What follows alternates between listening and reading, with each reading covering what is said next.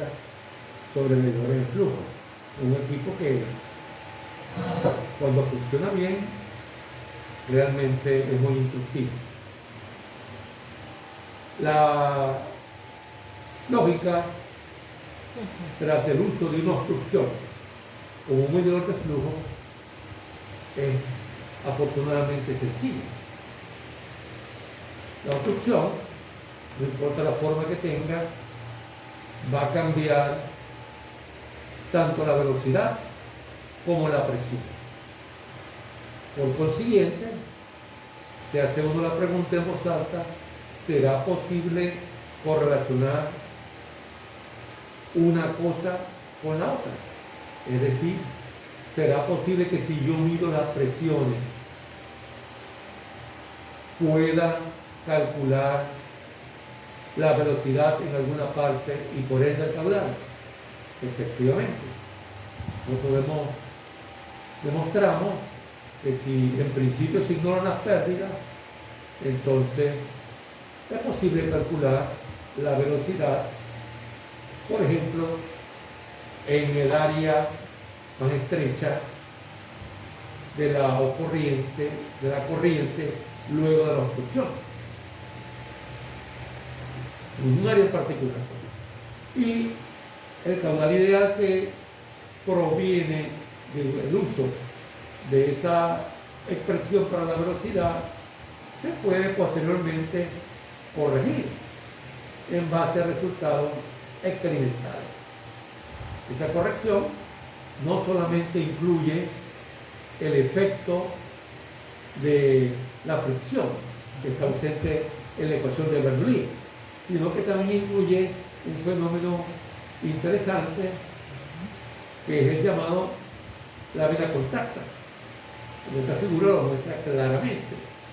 Esta área que está aquí es mayor que el área mínima que la corriente obstruida alcanza. Más allá de esa área mínima, la corriente obstruida comienza a controlar su dominio, que es la totalidad del producto. Bueno, ese factor de corrección, mostramos un ejemplo para una placa orificio y resulta que depende fuertemente de la geometría y del número de reinos.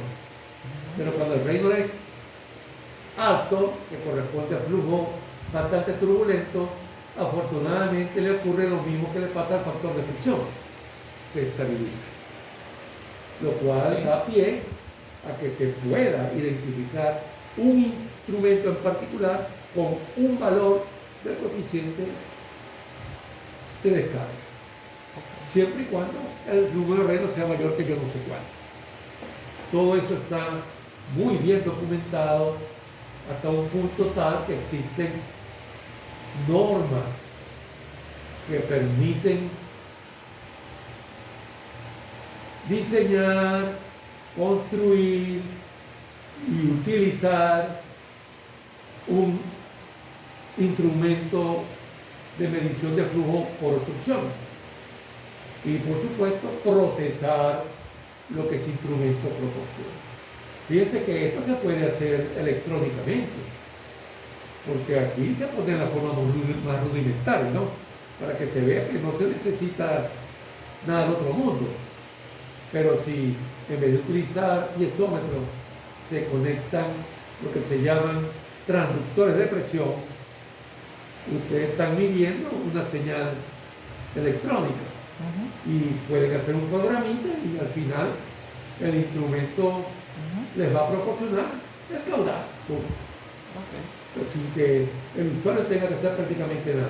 Y esos instrumentos existen y los venden. Bueno, el emblemático de esa gama de instrumentos es la placa orificio, por su sencillez. Aquí está una vista lateral de la placa.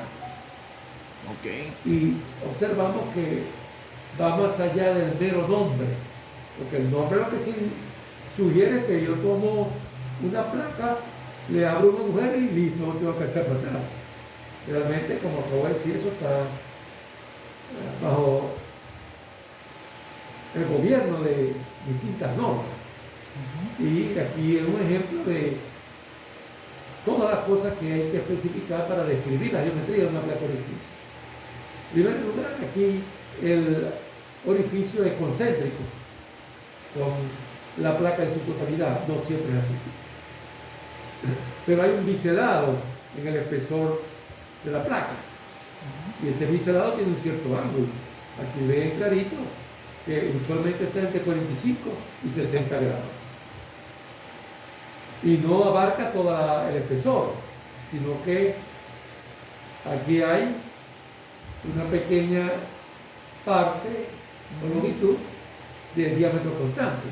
Bien. Ese espesor de ese borde también está expresado en función del diámetro de la tubería donde se ha puesto la placa.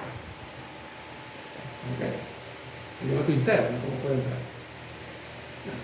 Y por supuesto, la placa tiene un cierto espesor, que también, como pueden notar, se expresa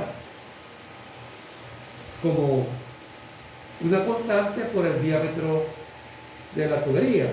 Y por supuesto, el orificio también tiene su propio diámetro.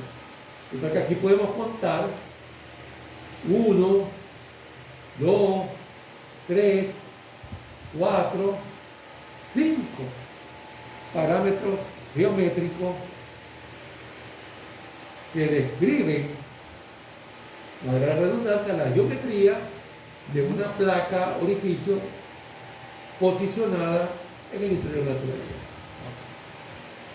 O sea, no es simplemente que uno sabe cuál es el diámetro de la tubería, decide que va a poner un cierto orificio y se acabó. O sea, no es solamente de mayúscula y de minúscula. Hay otras cosas que son importantes. Pero si eso fuera poco, ¿dónde se va a colocar la toma antes de la obstrucción? ¿Dónde se va a colocar después? ¿Cómo es la geometría aquí de la perforación que se hace en la pared de la tubería? Todo eso tiene su regla de cómo hacerlo para que la fórmula tan sencilla que se obtuvo funcione. Bueno, eso fue lo último que vino. Luego de eso, en el tema realmente no queda más nada. Pero